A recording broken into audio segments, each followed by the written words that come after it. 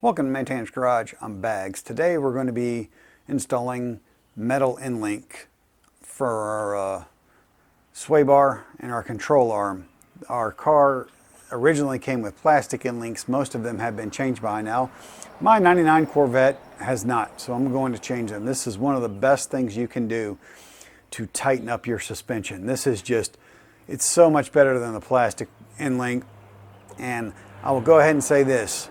There are a bunch of ways you can do this. If you have adjustable end links, you need to do it with weight on the suspension loaded, so you can get your end link preload correct. The way the factory manual tells you to do it is to jack the car up with the suspension at full droop. You remove and replace these. That's how I'm doing it. The only reason, in my opinion, you should do it with the suspension loaded is if you have adjustable end links. The key is the left and right wheels need to be level. They either need to be fully loaded or fully unloaded. Either way, it's important that it's level. And with the car fully supported in the air and the suspension hanging, it's level. And we'll do one side at a time. We're going to do the front and the back, and I'll only show you whichever side comes out on camera best. You start by getting the car in the air. However you do that, don't die. We're on the quick jack, so we're good to go. Just make sure, again, people care about you. People love you. Somebody needs you. Don't half-ass your car in the air with some janky stuff. Get it in the air, get it up safely. All right, now we'll get these wheels off, and we're going to start on the front end. So, same deal on the passenger side. That's our little plastic piece right there. 18 millimeter bolt, or 18 millimeter nut, 18 millimeter nut. The boot's destroyed. We'll probably have to go in there and grab that with a pair of vice grips and pull it out. Here we go on the passenger side front. All right, so we're going to start on this lower one. We know we're not going to be able to put anything on that post in order to hold it other than this.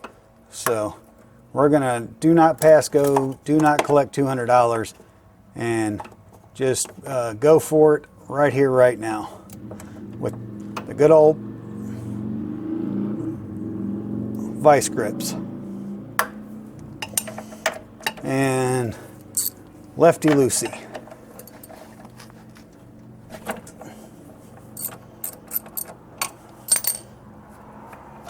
And that one came right off, which is lovely. We'll see if the top one will come off the same way. Probably not, but hey, that's why we get paid the big bucks. Big bucks. What do you mean this is free? Oh, son of a...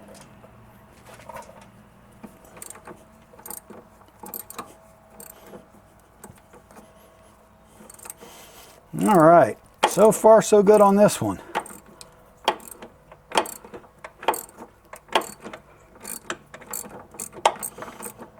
Oh yeah, that was lovely. I had some fear that I may have to sawzall that thing off, but we are released and free. Boop, like the driver's side, we will pop one in, ring it around, pop the other end in, and we will tighten them down and tighten the bottom one first, then the top one a little bit. We don't want to snug one all the way down more than the other. We just want to jam it out. And I got an 18 millimeter wrench too, to see if I can get better angle on that. Yeah, that worked out much better. Should have done that in the first place. I thought the offset was the easy button. I was wrong. All right, that's close. We'll get that top one on.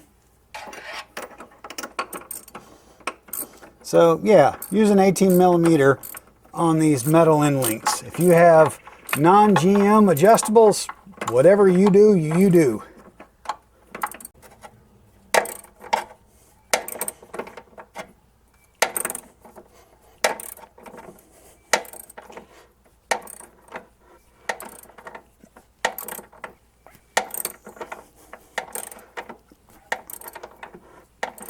All right, we're getting close to starting to put some torque on this thing.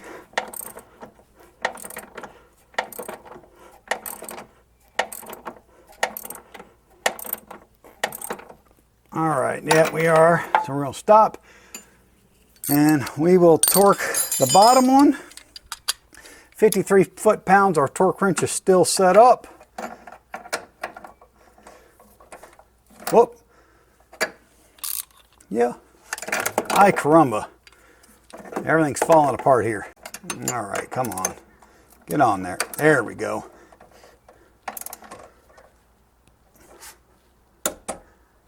All right, that's 53. Now we'll go to the upper one.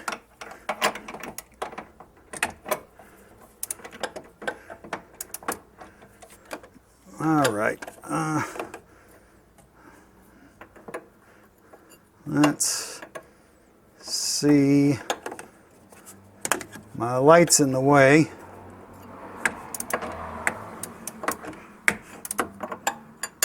And so is my A-arm, apparently.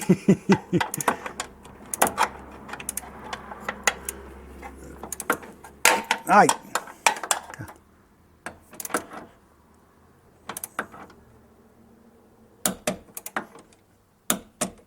Alrighty, 53. Front, all done, all good. So we're on the rear driver's side. Bolt, or stud, nut. We've been fortunate that our vice grips have been holding it. Well, they were. I had to say something, huh? I had to open my stupid mouth.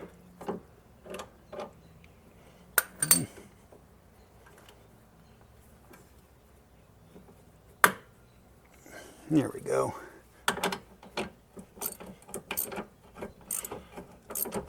Yeah. I'll be mad if I jinxed myself totally here.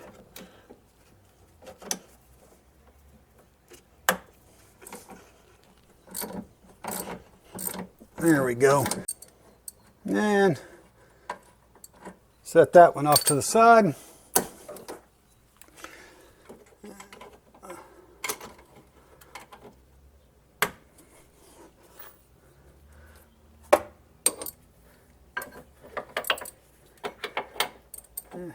Now for the bottom one.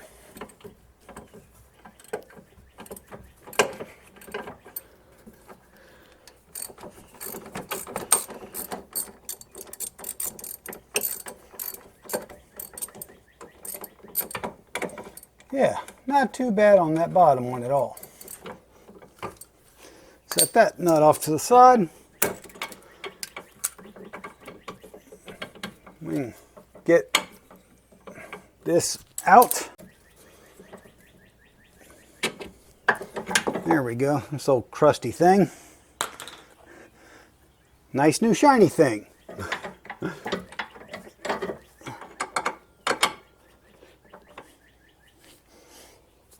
And the torque on these is 53 foot-pounds, just like the front. And an 18 millimeter will fit perfectly on two flats right there. 18 is perfect for it. Just a matter of getting it lined up.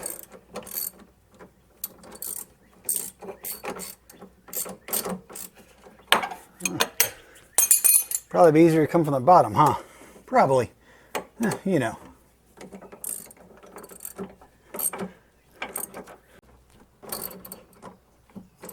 And we'll stop and snug down this bottom one. before we go back to the top one. Don't want to get too much difference here.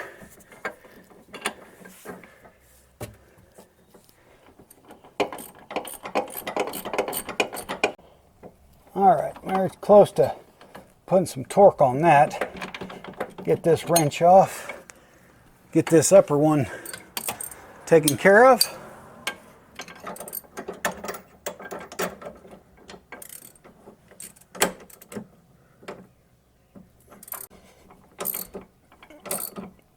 All right, getting close to torque on that. And we are at 53 foot-pounds.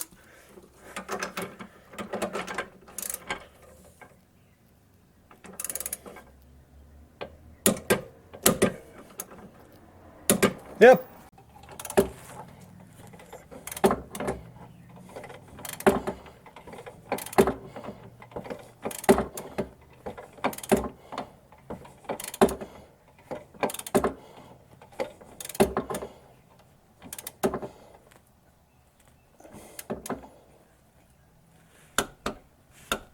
There we go.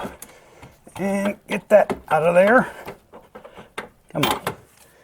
Give me my wrench. All right. Hit it again, just to be sure. Driver's side done, we're headed to the passenger side. And this is what happens when you try to clean up files on your camera. On the camera, you end up deleting the wrong files.